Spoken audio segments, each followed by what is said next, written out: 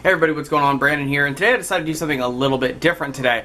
I'm going to do a vlog more geared towards helping out other YouTubers, specifically gaming YouTubers, but some of this stuff might apply towards other YouTubers, but basically just kind of give you the ins and outs and what you need to know before you make a gaming YouTube channel. Alright, and to get started, we're going to start off with some of the things, like commonly misconstrued things about being a gaming YouTuber. One of the biggest things is when people ask what you do and you tell them, oh, I'm a gaming YouTuber, I do stuff for games, like reviews and stuff, they think, oh, that's awesome, it's all kinds of fun, you just get to play games all the time, that's great. And yes, it's fun, you get to play a lot of games, a lot of times I get to play games before a lot of other people do. But it's a double-edged sword because I like to play games. I like to play games and enjoy them, and I've got games that I enjoy playing on a regular basis. When you're making content for YouTube and you're constantly doing reviews on an early access game or a new game that's coming out, it takes away from the time to actually play the games you really enjoy playing. And you also have to force through playing games you can't stand. Like yesterday's review, I did DayZ on Xbox One. I put days into that game, hours and hours and hours just playing that game, and I couldn't stand it. After the first couple hours I couldn't stand it, and I was just trying to figure it out because I didn't want to do a poor review. So I put a lot of time into that early access version of the game, and you know, I'll get onto that here in a little bit more about what happened there, but you have to understand that when you become a gaming YouTuber, if you're going to take on multiple projects, or if you're going to take on multiple games like I do, you need to make sure that you set aside time for you, because you will get burnt out on it really quick. There's been times where I've had to review 5 or 6 games in a week, so I spend 3 hours playing one game, 3 hours playing another, 3 hours playing another, next day I repeat that same pattern and do that throughout the week. And then the time it takes to cut these videos together, edit them together, it takes a lot of time and it takes a lot of work. So if you're wanting to be a gaming YouTuber and you're wanting to do reviews and other things like that, that's one thing to keep in mind. Another thing to keep in mind is partnerships. Now, partnerships are great. They can really help a channel out. They can really help, especially gaming YouTubers out with hardware, games, stuff like that. They can really help, especially when it comes to money. When monetization's an issue, sponsorships and partners really do help with that money.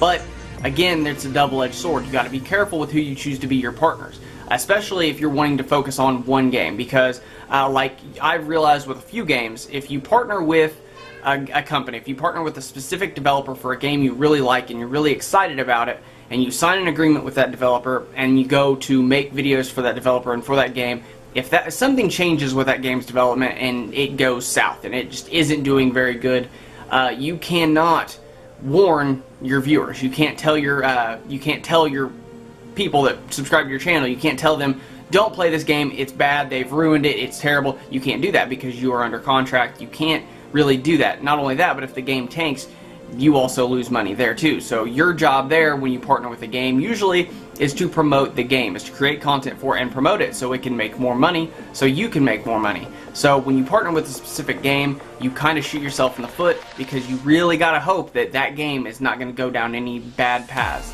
I was actually looking into partnering with Paladins back way before I made that one video, and after all the changes with OB64, I realized I don't want to really partner specifically with a game, at least not like that.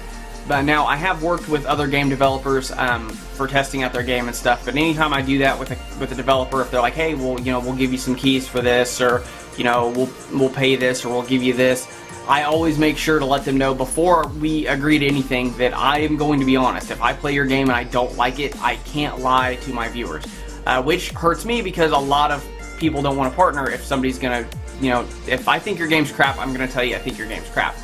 Not saying that I don't think you can fix the game, just if a game is really bad, especially if you're charging money for it, I'm going to let people know so they can make informed decisions. Because that's your job as a gaming YouTuber. You want to make sure, no matter what, you're letting the people that watch you know your opinion on a game, watch and know what you think of it. That way they can make a little bit more of an informed decision.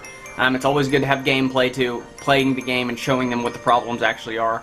Which takes a little bit more work sometimes, especially when you have hours of footage to cut through, but that's really the way to do it. So if you're looking to partner, I really recommend partnering with somebody like Hardware, or as you've seen, we've got Player One Coffee, we've got a coupon code through them where you can go and get stuff like that. Try to avoid partnering with specific games, that way you're not tying your hands so much to, if you don't like the game, you can tell people you don't like the game, or if they make changes you don't like, you can tell your viewers you don't like these changes, rather than tying your hands and being like, well, I really can't say anything because they're who writes my paychecks.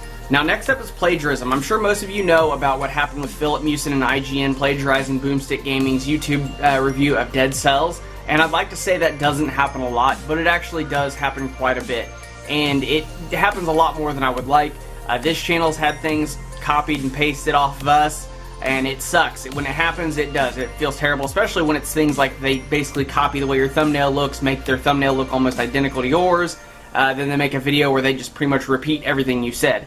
Now, when it happens with reviews, I really don't think too much of it. I just think, you know, linear thinking or lateral thinking, we're just thinking the same thing at the same time and thinking it the same way. But when it happens on topical videos like my full dive VR video, that's happened on that one. That's the biggest video on this channel, and I've had people literally copy everything I've said in those videos and make their own video, copying everything in mine to try to make the same amount of views that my video got. And that sucks. It happens a lot, but it's something you gotta get used to. My best advice for that is to protect yourself from getting accused of plagiarism is do what I do. I don't read any reviews or watch any videos about a game before I do a review on it. If I'm gonna do a review on the game, I put everything to the side, I play it first, I don't read anybody else's thoughts on it, then I do my review, and then maybe I'll occasionally read other people's thoughts on it too, like I did with We Happy Few and GameSpot. But the point is, you want to make sure that your review is your review. If you read other people's reviews or listen to them, sometimes a lot of what they say might sink into your brain and you'll start thinking it too, and it'll come out like you're thinking the same thing they are. Now, a lot of times what will happen is if you do what I do, there is lateral thinking. You'll think something that somebody else thinks, but as long as it doesn't come off that you've copied them, then that's good. But like I said, it's best just to avoid reading any other reviews or any other thoughts about a game before you make your own assessment of it. Not just for you, but also for your viewers, because you don't want your review to be influenced by somebody else, because then that kind of sways things. You always want to make sure your reviews are yours and your personal thoughts on the game. And lastly, and probably the biggest thing on here, is dealing with the negativity.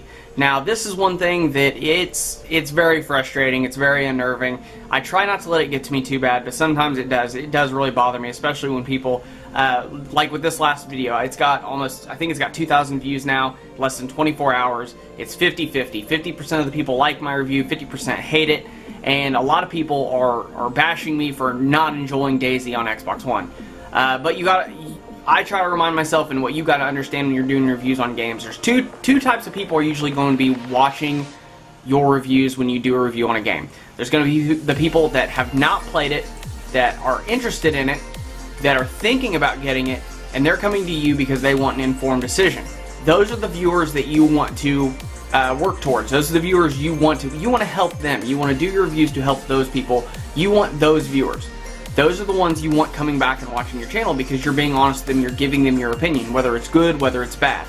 The second type of people that are going to view your videos are going to be the ones that have already played it or don't care about what you have to say. They've already made up their mind about it. They're going to go ahead and tell you what they think. They're just coming there to give you a negative review, or to make sure if you like the game and they like the game, they'll give you a positive review. But if you don't like the game and they did like the game, they're going to give you a negative review. They're going to hit the dislike button and leave crappy comments and troll you.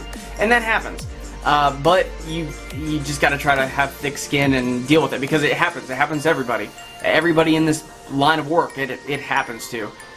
So don't do what I do and try to lose yourself, because sometimes I do, like especially today with the DayZ review. I've gotten pretty mad because a lot of people are defending the DayZ review because it's an early access game and I shouldn't be giving it a negative review.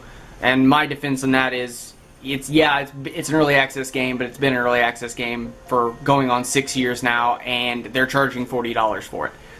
When games look really good and they're not that expensive in their early access, I will pay to support the developer. And I've been screwed before doing that. That's why I do these reviews, is because I've supported a game and then the game got shut down. In fact, it just happened. I originally bought Just Survive in early access when it was H1Z1, before they started focusing on Battle Royale. Shortly after I bought it, they started focusing on the Battle Royale King of the Kill game mode. They split the games off. They made H1Z1 the Battle Royale game. They gave the zombie survival title Just Survive. They pretty much stopped working on it, started focusing on the Battle Royale game, and then I'm out of the money. So that's kind of why I do these reviews, is because that stuff happens a lot. And you want to make sure that, just because you want to make sure your reviews are your reviews, and your thoughts are conveyed the way you want to convey them, because there are going to be people that will listen to you and will have the similar experience to you if they buy the game. And say you really like the game and you give it a good review, but somebody else hates the game.